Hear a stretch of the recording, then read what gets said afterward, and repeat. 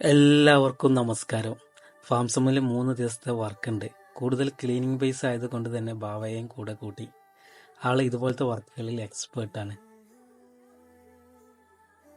ഫാംസം ഒരു camp site കൂടിയാണ്. കൂടുതൽ ഗ്രൂപ്പ് ഇവന്റുകളാണ് നടത്താറുള്ളത്. അതിനെക്കുറിച്ച് നമുക്ക് വിശദമായിട്ട് പിന്നെ പറയാം.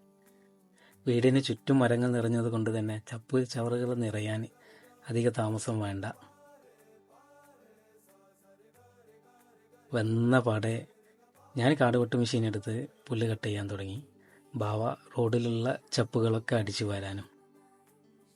ഇന്ന് കാര്യമായിട്ട് ക്ലീനിങ് വർക്കുകളാണ്.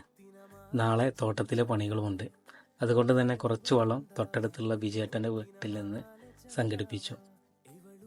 വർക്കുകൾ രാവിലെ നേരത്തെ തന്നെ തുടങ്ങുന്നത് കൊണ്ടാണ് ഇന്ന് വളം കൊണ്ടുവന്നത്.